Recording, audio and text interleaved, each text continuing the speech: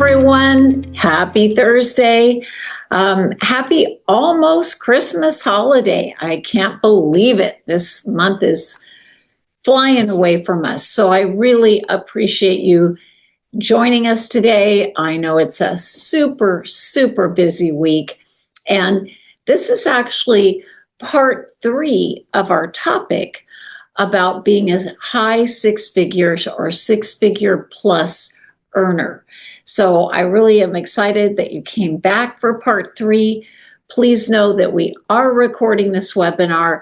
So often you'll ask in the chat box, is it going to be recorded? Absolutely, we always do. And you'll have a copy sent to you within about 24 hours. So I hope it's helpful.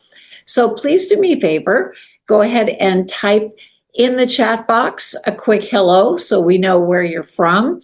Hey, maybe you want to share what is something fun and exciting that you're doing to celebrate your holiday, maybe to reward yourself for working hard this year. So perfect. Hey, Beth and Sherry, great to see you guys. Gosh, it's really amazing to see how many people registered. Hey, Kyla from Montana, great to have you, because I know you guys are so busy, and that's why it's perfect that we talk about the schedule of a six-figure earner. You know, I was thinking about this morning, that I feel like real estate is probably one of the toughest businesses to control your schedule, because all day long you have insane amount of interruptions and distractions. And I think also we often feel that if we don't answer every phone call as soon as it comes in, that might be a deal lost. So it really creates an unusual amount of pressure and an unusual amount of distraction. So just a quick hello to all of you. Thanks again for joining. I'm Debbie DeGroat, CEO and co-founder of Forward Coaching. We are right here in Orange County, California.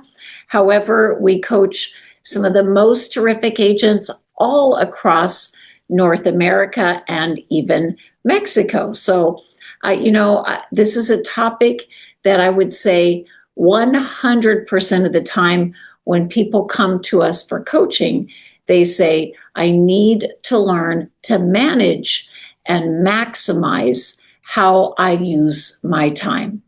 So in part 3, we're going to tackle tactics of schedule of a high six-figure earner. So part 1, we discussed how critical it is to maintain a strong mindset if you intend to earn the high six figures. I shared my favorite quote, whatever the mind can conceive and believe it can achieve. So as you're thinking ahead about 2026, it is completely normal to have a little bit of anxiety wrapped up around the goals of the year ahead. Possibly even a moment or two of doubt. Can I really do it?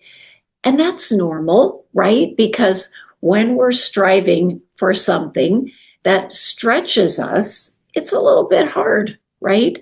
But I always think about there's always pain.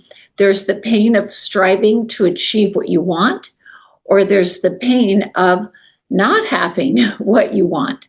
So I hope you'll just embrace the fact that 2026 truly can be an awesome year. Then in part 2, we did discuss some of the schedule of a high six-figure earner. We talked about how you must work to maximize those billable hours in the day. So I want to spend another couple of moments on this, because a lot of you sent messages in saying, can you explain again billable time? What is billable time? So when you think about a doctor, when they're seeing patients or they're operating, that's billable time. A CPA, they typically charge by the hour. Same thing with an attorney. They are on the clock. But those are their money-making activities. So for you, billable time would be taking listings, right? Doing buyer consultations, holding open houses, doing your lead generation, doing your lead follow-up. So it's things that would lead to additional income. So remember, we said there's IP, income producing, IS, income servicing. So income servicing might be meeting an inspector, meeting an appraiser, things that you have to do, but they're not going to lead to additional revenue. They're just going to work on the revenue you have. So IP is income producing, IS income servicing, and S is just stuff. So I'd love to have you, as we talked about last week, track your time. And maybe it wasn't a good month for you to do that because it was a little disjointed with the holiday. So maybe you just put a note to yourself on January 2, you decide that for the first 2 weeks of the new year, you do a time log. Every 15 or 30 minutes, you're writing down, what are you doing? And then at the end of the day, go back and do that tally. Was it income producing, income servicing, or just stuff? And I actually think that'd be a great time of year for you to do it, because just the fact that you're logging your time, it almost immediately makes you more efficient because it's top of mind. Now, the goal would be, as you tally that up, 30% of your day is income producing, but then I'd love to have you work towards 50% of your day is income producing. And then remember, we've got a lot of pillars to manage in your business, and the only way to get them all done is to use your time blocking. And I always think of a schedule as a work in progress. So you may create your perfect day, your perfect week for the new year, and you might find 2 weeks in that it's just not working for you, that maybe you planned it a little bit too tight. So then make adjustments. It's better to have a schedule that is doable on a consistent basis than to have something pie in the sky that you can't achieve and it ends up just going in the drawer somewhere, right? So then today, let's get more into the tactics of what goes into those billable time blocks, the brass tacks of the activities that a six-figure earner must time block, must schedule for, must do daily if they want to create momentum and maintain that momentum needed. Because it's so much harder to get it in motion than it is to keep it in motion. So some of you have seen this. It is our lead gen wheel. So we have our sphere, which would include past clients, people you know in the community, people who may not be a friend or a client, but they know who you are and what you do. You may have some internet leads, leads that you're purchasing, leads that you're working. Then we've got listing leads that are in your pipeline. Now, some of you might have an ISA or a Zillow Flex or other things that you're working. Then there would be our what we call prospecting. That would be potentially expireds, for sale by owners. Also remembering we got to watch those do not call laws and be sure we're calling the things that are okay to call. Circle prospecting when you have a buyer. Some of you may even do geographic farming. So that all falls under that prospecting category. And then, of course, open houses, which for many of you are a huge source of business. So I think of it like a wheel. And for a wheel to roll, it can't have just one or two pieces of that wheel. And that's the dilemma. Many of the agents in the industry that have these severe up and down cycles in their year, a good month and then 2 tough months and then maybe a good month and 3 tough months, that's because they haven't mastered having this lead gen wheel in motion. So many agents will tell me, I have one or two things I'm really good at. But that's not enough, right? Because let's take for an example, past clients in Sphere.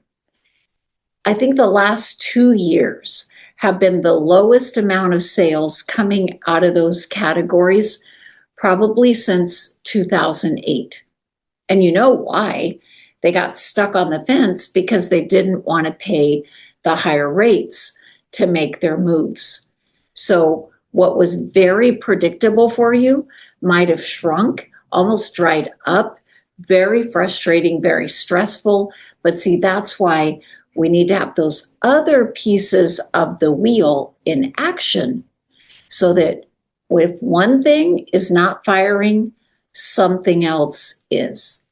So six-figure earners, when it comes to schedule, also know that their day begins truly the night before. And guys, I don't want to give you lectures on green juice and working out at 4:00 in the morning. I think you all have to find your own path to what keeps you happy and healthy.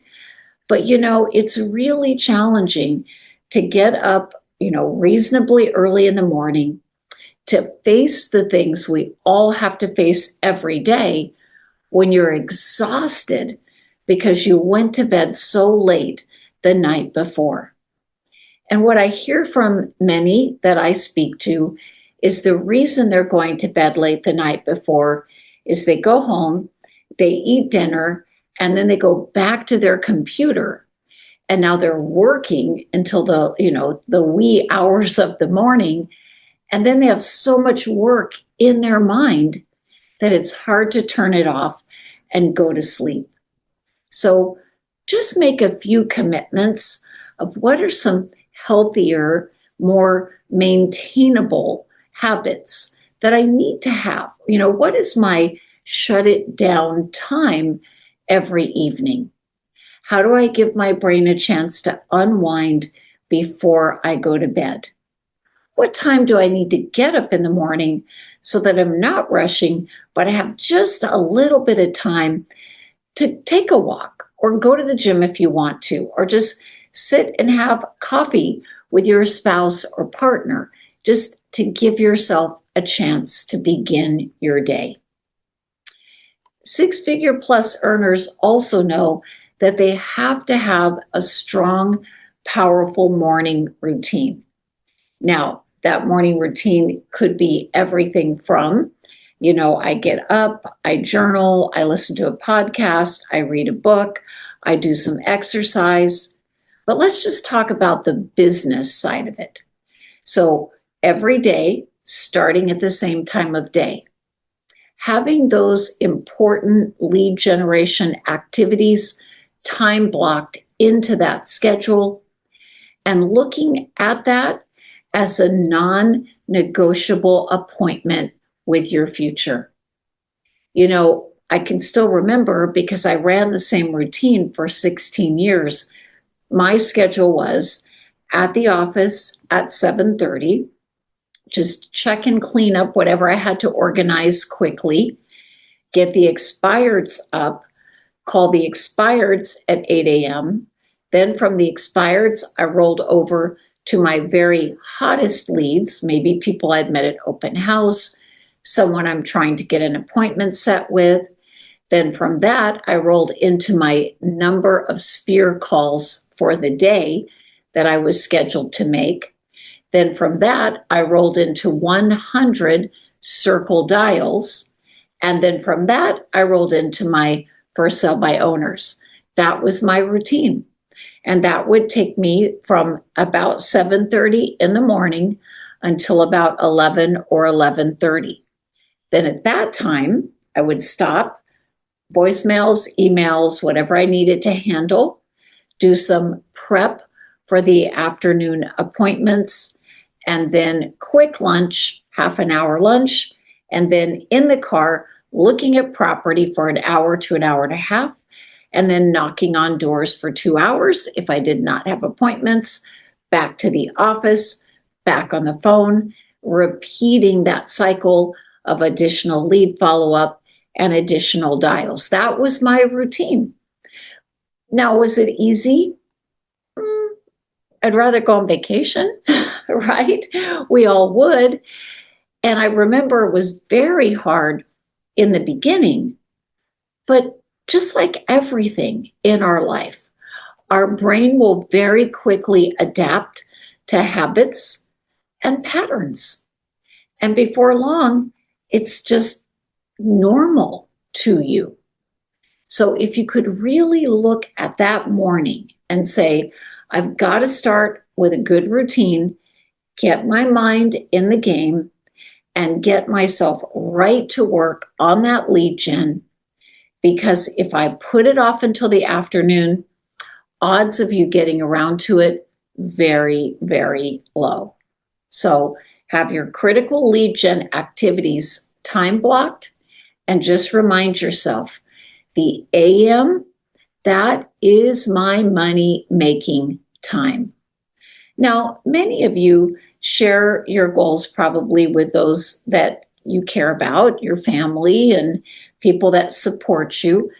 As you're doing that, show them your schedule and say, my mom knows that I love her, but she also knows that before noon, unless it is absolutely urgent, is not a good time to call me for a chat, right? I can't do it. And I think sometimes the people in our world, they don't really understand because they think, well, you're self-employed. You can do anything you want. If we were a surgeon in the operating room, our friends and family would never think of interrupting us. So just help them understand that AM routine is so critical to your success in the new year, and it should be as distraction-free as possible. So here's something that my broker taught me years ago, and I actually happened to notice over the years that many six-figure plus earners do this same thing as well, which is on any day that I did not have an appointment with a buyer or with a seller, I set a goal that I had to find one person to get in front of before the end of the day. Now, that one person could be visiting a for sale by owner, could be knocking on the door of an expired and talking to them. It could be having lunch with a vendor or affiliate to have a conversation about referral opportunities. It could be stopping by to visit a past client. But I felt like in any business day, if I did not have a buyer-seller appointment, I needed to find one person I could meet with that would lead to an opportunity. And it became a really good habit. So some of you are the higher I personality, the movers, the shakers, the influencers, but you chafe against routine. That's normal for your personality style. Or a high D or highly analytical person, they kind of feel comforted by that routine.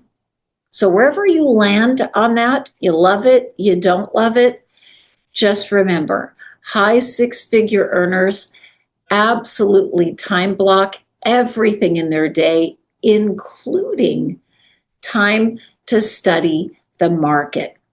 See, that was my everyday from about 12:30 to 1:30 or 2 to go out and preview property. Now, it was easier to get in the doors then. You'd call owners at home, you'd use the lockbox. Not as easy now, but you know what that might look like for you? It might look like sitting down at your computer at a certain time of day, looking at those new listings that have come up in the day, doing a virtual tour online. Some of you have Area Pro, which is a great resource for studying the market and analyzing markets. So maybe spend a few minutes checking out areas on Area Pro, but something that helps you understand the product better. So that when you maybe are at a social event over the holidays and someone says, "How's the market?" you have a great answer and you sound super smart and you've seen some awesome properties. See, I always had a rule for myself that I needed to have 5 great properties at any given time to talk about. So I had to time block studying that market every day. So as you're working to maximize your billable time, don't forget to use technology as part of your leverage. So who knows how big and exciting AI will be and how it changes our industry, but already there are some things that it can make more efficient. Have a great CRM. To me, that is the backbone of organization and leverage, because you can put your contacts in, you can set your reminders, you can set up your market reports, you can set your auto plans, all of that stuff that back in the day had to be done by hand. So if you have a great tool and you're not using it, then let's make a commitment. In the new year, I'm going to use the technology and systems I pay for at their highest level so I can maximize the leverage that it can provide. Now, if you don't have a great CRM that you love, my good friend and business partner, Ben Kinney, it always tries to autocorrect the spelling, has Brivity CRM that he built and is continuing to build and add more and more cool things to. So you might check it out if you're looking for one. Now, should you hire help in the new year?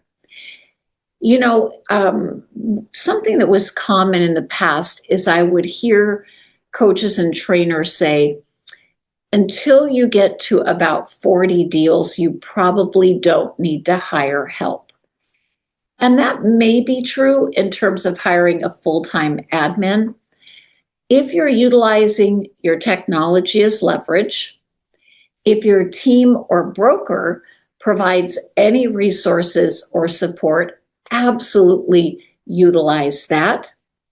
Your vendors and affiliates, I never want to take advantage of them. They do a great job. But always at this time of year, I would ask them, what is it that falls within the scope of your work that you could do for me that maybe I don't realize, but it would take a burden off of me so I could find more clients that then I could refer some of them to you. So put a little pressure on those vendor affiliates to really own their job and take away anything that I did not need to actually be involved in. So then what's the next most affordable leverage? Probably a transaction coordinator, right?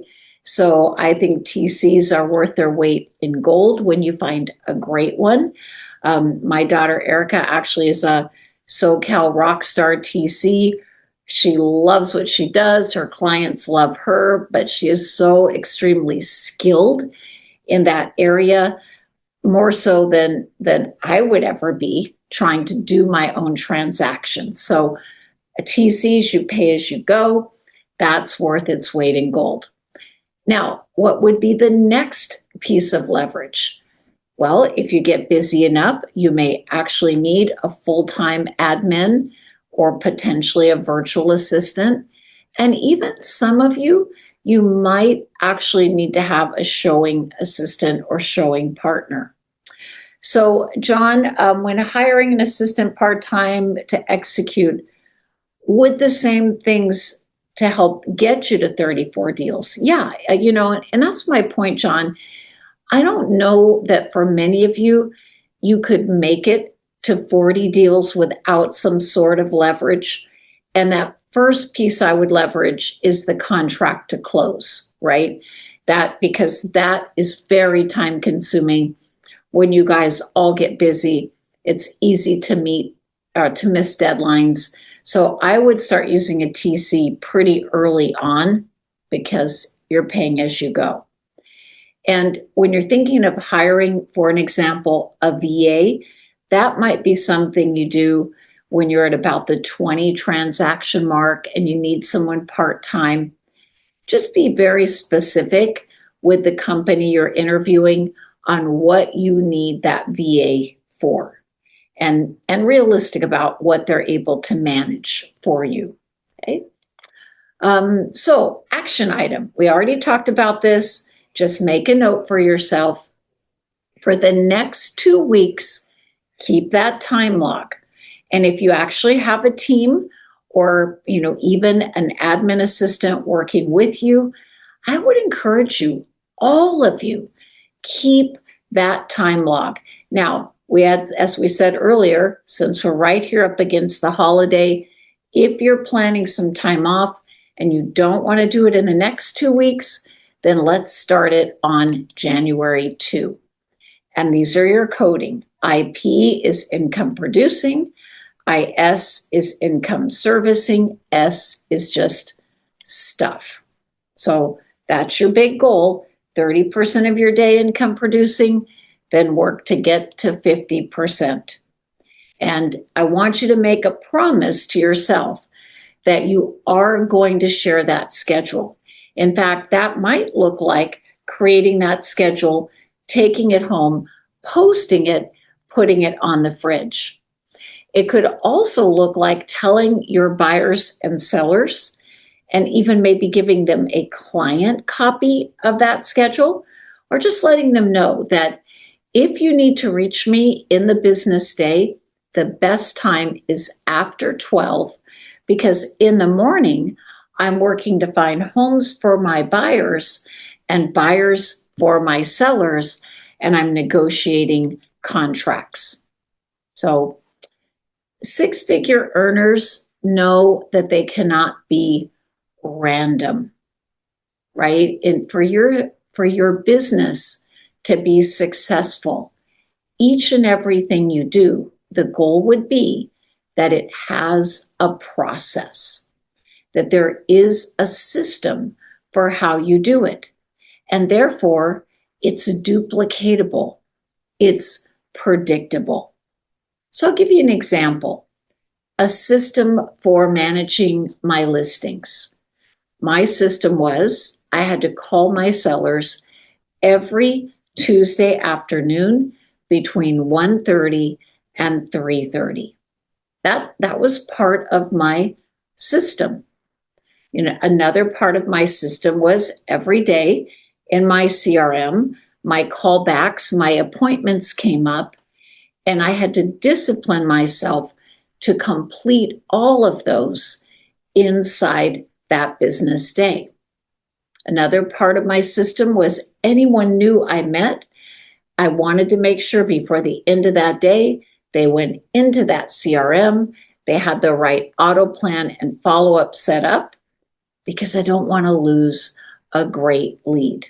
So you need your systems for finding leads, for nurturing leads. Then we need our systems for working when that lead turns into a buyer or seller.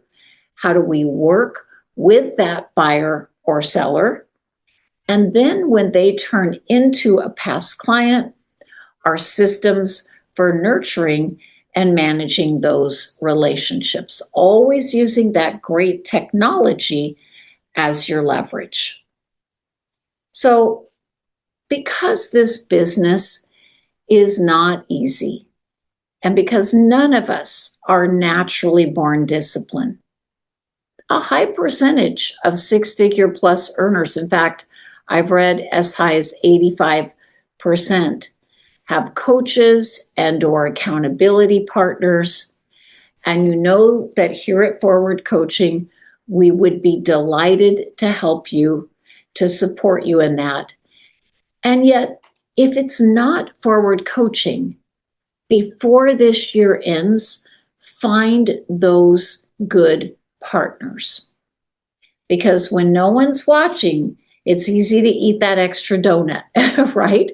When no one's watching, it's easy to hit snooze on that alarm clock, or it's easy to say, I don't feel like making those calls today. A great client that I coached for many, many years, he had, I think, an awesome affirmation. His affirmation was, prospecting equals freedom. See, I don't doubt that you're all hard workers. You are. Just even the fact that you bothered to be here today. It's not that you don't work hard, and it isn't that you don't care about your clients. You do.